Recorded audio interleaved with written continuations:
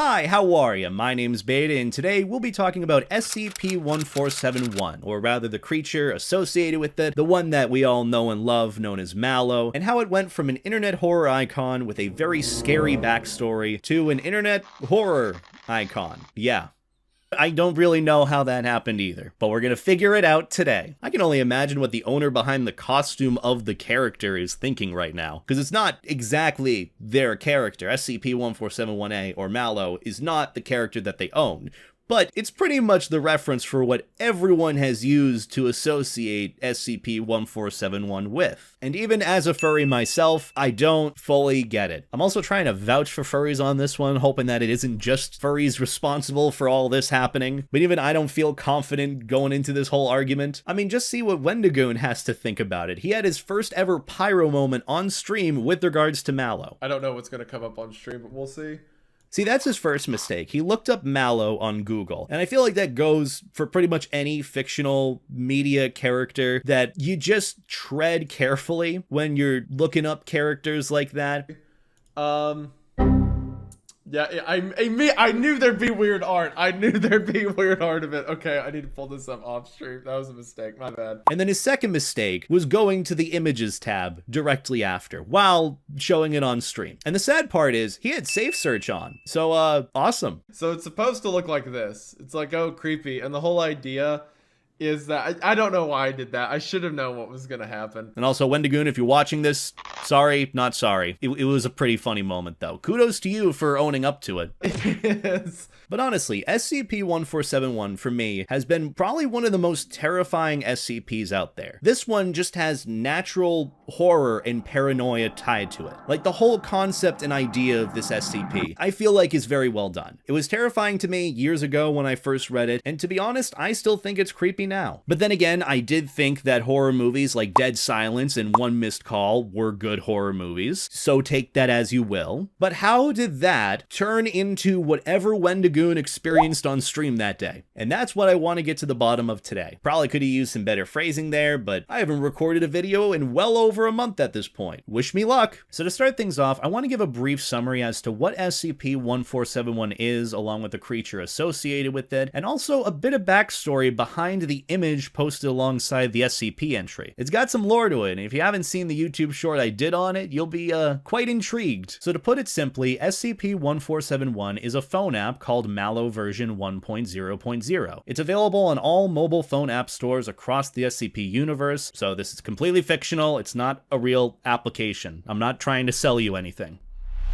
Yet. And no one knows where it came from, or who made it, or how it got there in the first place. So, spooky. Ooh. Now, once installed, SCP-1471 won't show up as an available app on the homepage, and instead will just start sending images featuring SCP-1471-A, which is the skull creature in question, in locations that the user often frequents. Now, SCP-1471-A, the creature, also known as Malo, is depicted as a humanoid figure with a canid or dog-like skull, black hair, and pupilless eyes. You know, now that I'm looking at it, it kind of does make sense that people like it in a weird way. I don't know, maybe you just have to use a huge sense of imagination and be a furry artist or something. I don't know. And fun little thing about the picture shown alongside this entry, it's not CGI, and it wasn't originally of Malo. Instead, it's just a black and white version of someone's fursuit photo, which the fursuiter or costume here is known as Brains the Zombie Werewolf. A very clever naming convention, I will give you that. The owner of this character is known as Griff on DeviantArt, and the costume was made by Clockwork Creature Studios back in 2011, which actually dates back further than the entry being made in 2013. So it's kind of interesting to think that this one picture or character inspired SCP-1471. Maybe they had the concept of it as is, and they were just trying to figure out the character, and they're like, ah, this looks cool and creepy, and then they just went from there. And also the entry does credit the image and photographer, so like, that's pretty nice. I like that. But back to the SCP. Once installed, SCP SCP-1471 will begin sending the user images of SCP-1471-A. For the first 24 hours of the app being installed, the user will just receive images of SCP-1471-A in locations that the user commonly visits. After 48 hours, the images will be taken in locations that the user once was. After 72 hours, the images will be taken at locations the user is currently. And after 90 hours of exposure, the user will begin seeing the creature IRL within the peripheral of their vision, like the corner of their eye, or within reflections like mirrors or water and so on. And continued exposure to SCP-1471 after this time allows the creature to appear for longer. And at that point, you know, you've got a friend for life. Like, once you start seeing it in person, it's already too late. That's just it. Nothing else happens after that. Malo just kind of shows up and exists whenever it wants. Which I guess, you know, I can see people twisting that and turning it into a good thing, potentially. Which is, you know, actually the intention of the app. There's a little secondary document which shows a description of what the app does on the App Store. For host name displayed here. Never settle for those awkward feelings of being alone ever again. Malo is an exciting and interactive experience that will keep you engaged and intrigued. The anxiety of social situations can be nerve-wracking, but after just a few hours of Malo, you will soon forget all about those painful emotions of disappointment. Be part of the new craze that is quickly becoming the next social substitute. Remember, the more you participate, the more Malo will engage you. Your experience is completely up to you. Absolutely no ads. Enjoy. Wait, no ads on a free app? That's a first. That's gotta be a scam. But see, that last part of the description puts into perspective everything about what SCP-1471 is supposed to be, how it's interpreted on the internet as a whole, and how it's interpreted within the lore. It's like a companion app. It creates a creature to keep you company. You can either have the time of your life with Malo, which some people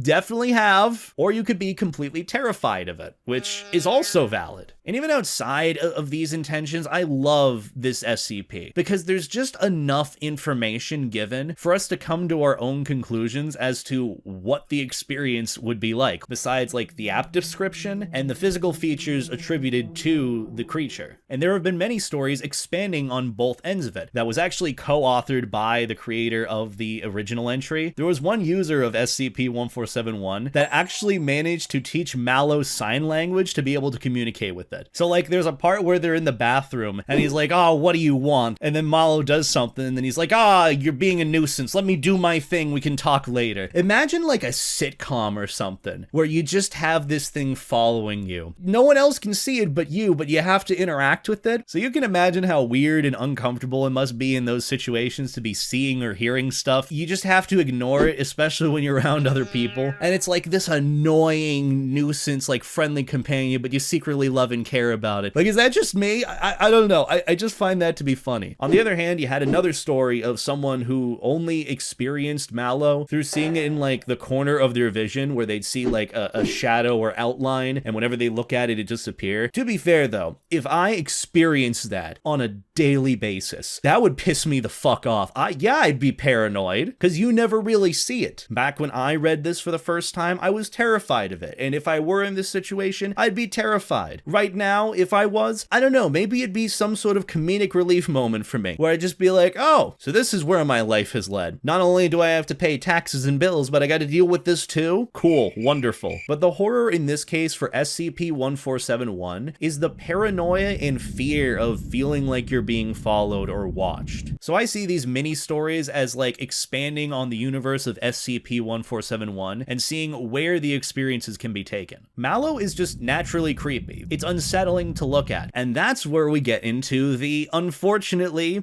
interesting aspect to it. So let's talk about that. Why is Malo sexualized so heavily online? I know a lot of it probably came down to asking the question, but what if? It started as a phone application people were scared of, and now people are making it scary in a different sense. How it can be interpreted as a good thing. You know, the lore even states that it's supposed to be like a friend to avoid that awkward loneliness. I mean, we've all seen how people really enjoy Lady Dimitrescu from Resident Evil 8. You know, the big lady that chases us down. The intention of her is she's supposed to be terrifying. You're supposed to run away from her, be scared of her immense power. However, many times when I was playing the game, I was wondering why I was dying so much to her. I just Couldn't bring myself to run away. I feel like a situation like that applies here, which that leads us into the aspects that people might enjoy from this character. You know, the whole monster, horrifying entity aspect. Some people just like that. Some people like a lot more than that. I guess the whole idea could be somewhat similar to like what I like to call the analogy of a werewolf. Werewolves are supposed to be terrifying. They're scary. They could be entirely malicious. You know, they want to rip you to shreds and tear apart anything they see. But on the other hand, you could view it like, oh no, he wants to rip me to shreds. I don't know, maybe the whole affinity for SCP-1471 has come down to just irony. Why does it have that moment where you go to look it up, you see the wiki entry, and then you see whatever fan art was made after that? Was it because of furries? I know they're an easy culprit here, but I don't think it's just them in this case. I know they're a big proponent to a lot of things becoming fan-artified, and furries are very prone to doing that. I mean, we've seen it time and time again. Whenever there's a new fictional anthropomorphic animal character, furries love it. And sometimes all it does take is just a character having a little bit of fur. You know, I'm guilty of this too. I really love Deathwolf. He's a cool character.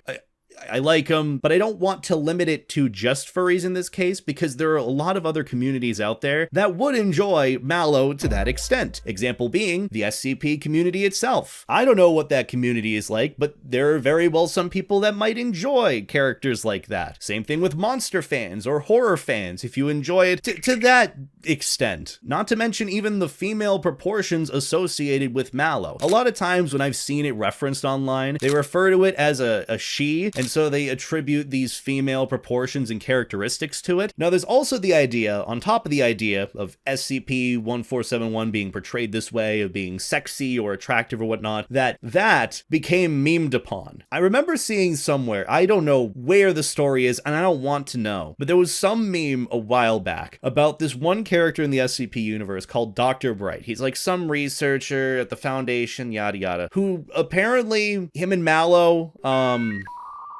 that doesn't make any sense to me. And that whole idea, or I guess a copy pasta behind it, was spread online, within the SCP community specifically. Which that's just kind of funny to me, seeing something like turn into what it did, and then people being like, let's joke about this further. This could impossibly end poorly. The amount of memes that I've seen of Malo being self-aware of what is being posted about it on the internet, that does contribute to it, believe it or not. And even outside of just blaming one sub-community or subculture on the internet, whether it's furries or monster enjoyers or anyone that you could see to blame for this, you just gotta understand that people like weird things. That's how it is. God, the internet is such a meme. I love it. But that's pretty much the story of SCP-1471 and how it became what it's known as today. Horrifying. You got the essence of Rule 34, which is just applicable to everything online. If it exists, there's of it. That's just life. That's the internet. To others, it's comforting and wholesome, or even sexy. What's the reason behind it? Was it furries? Was it the SCP community? Was it because of lonely people on the internet? Who the fuck knows? It could be all of those options and so much more. I like to think that a chain effect occurred here. All it takes is one person to get the ball rolling with it, and that leaves us exactly with where we are today. I think this whole concept of a character evolving into something entirely different because of the internet can be applied to many different characters. There are so many outside of Malo and SCP-1471 that have changed because of how the internet consumes media behind it. You know, does the original allure or interest towards these characters dwindle with time? Or are they reinvigorated because of new forms of media and new stories created alongside these characters? I don't know, I feel like I'm getting philosophical, but the point being is, I really enjoyed Wendigoon's pyro moment live on stream. That was really funny. Which, Wendigoon, if you're watching this, you're wonderful. So on that note, thank you all for watching. If you enjoyed this video, be sure to let me know in the comments. I greatly appreciate any feedback, especially on this new sort of format that I'm trying. I know I'm new to this whole research, informational style video with regards to memes and how the internet changes things. Like, I like this whole concept and I want to delve into it more. I'm just not exactly sure where I want to, if I want to do more SCP stuff, or if there are other internet mysteries or characters that change because of the internet. But if you have any recommendations